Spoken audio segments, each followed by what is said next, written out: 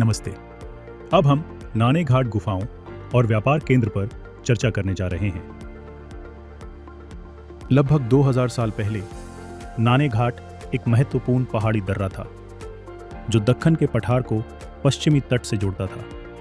ये दक्षिण पथ नामक प्राचीन व्यापार मार्ग का हिस्सा था जो पैठण, नासिक, टेर, कराड और कोल्हापुर जैसे नगरों को सोपारा, कल्याण, घारापुरी यानी एलिफेंटा और चौल जैसे बंदरगाहों से जोड़ता था। व्यापारी इस रास्ते का इस्तेमाल अंदरूनी बाजारों और तटीय बंदरगाहों के बीच सामान लाने ले जाने के लिए करते थे। ये व्यापार केवल भारत तक सीमित नहीं था, बल्कि इसका संबंध रोमन साम्राज्य तक था। एक यूनानी ग्रंथ पेरिप्लस ऑफ द एरिथ्रियन सी इस बात की पुष्टि करता है कि विदेशी व्यापारी इन रास्तों का सक्रिय रूप से इस्तेमाल कर रहे थे।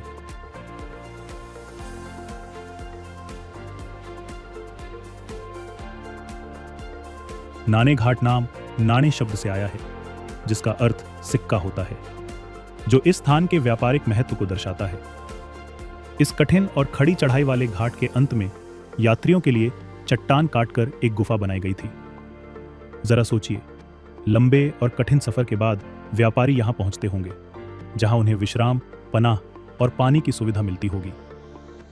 माना जाता है कि गुफा के पास रखे एक बड़े पत्थर के कलश का उपयोग पहले चुंगी कर संग्रह के लिए किया जाता था, लेकिन ज्यादातर संभावना यही है कि उसका इस्तेमाल पानी जमा करने के लिए किया जाता रहा होगा, जो शायद कारवानों के लिए एक बहुत जरूरी चीज रही होगी। माना जाता है कि यह गुफा सातवाहन वंश के शासनकाल में बनवाई गई थी, जिन्होंने ईसा पूर्व पहली शताब्दी से लेकर ईसवी तीसरी शताब्दी तक दक्कन के विशाल भूभाग पर शासन किया। इस गुफा में उस काल के सबसे महत्वपूर्ण शिलालेखों में से एक मौजूद है। इसे राजा वेदिश्री ने बनवाया था और इसमें रानी नागनिका का भी उल्लेख मिलता है। इस शिलालेख की शुरुआत प्रजापति, इंद्र, वासुदेव और कार्तिकेय जैसे देवताओं की स्तुति से होती है। इसके बाद सातवाहन वंश का वर्णन किया गया है और राजपरिवार के सदस्यों की प्रशंसा की गई है। शिलालेख का एक महत्वपूर्ण हिस्सा अश्वमेध और राजसूय जैसे वैदिक अनुष्ठानों को दर्ज करता है। साथ ही पशुओं और मुद्रा के रूप में दिए गए दानों का भी विस्तृत विवरण देता है। यह शिलालेख संख्या प्रणालियों के शुरुआती प्रमाण भी प्रदान करता है। उस समय आधुनिक दशमलव पद्धति के स्थान पर 10, 100 और 1000 के लिए अलग अलग प्रतीकों का उपयोग होता था। इसमें 24,400 जैसी बड़ी संख्याओं का भी उल्लेख है, जो शाही दान के पैमाने को दर्शाते हैं। गुफा की मध्य दीवार पर आज भी कुछ मूर्तियों के अवशेष दिखाई देते हैं। आज केवल उनके निचले हिस्से ही बचे हैं। ये मूर्तियां कभी सातवाहन राजपरिवार के सदस्यों का प्रतिनिधित्व करती थीं, जिनमें संस्थापक सिमुक सातवाहन, राजा सतकर्णी, रानी नागनिका और अन्य राजकुमार शामिल थे। प्राचीन काल में ऐसी मूर्तियां एक स्मारक दीर्घा का काम करती थीं, ठीक वैसे ही जैसे आज हम तस्वीरें प्रदर्शित करते हैं।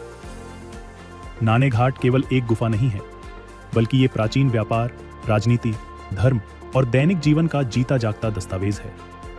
ये दिखाता है कि दक्कन किस तरह वैश्विक व्यापार से जुड़ा था और कैसे शक्तिशाली राजवंशों ने व्यापार पर नियंत्रण रखने के लिए ऐसे रास्तों का बखूबी इस्तेमाल किया। आज ये स्मारक प्राकृतिक कारणों से तो प्रभावित हुआ ही है, लेकिन पर्यटकों के असमंजस बर्ताव के कारण उसे और भी ज्यादा हानि पहुंची है। इसलिए नाने घाट का संरक्षण हम सभी की जिम्मेदारी है। जागरूकता और संवेदनशीलता के साथ हम इस 2000 वर्ष पुराने विरासत को आने वाली पीढ़ियों के लिए सुरक्षित रख सकते हैं।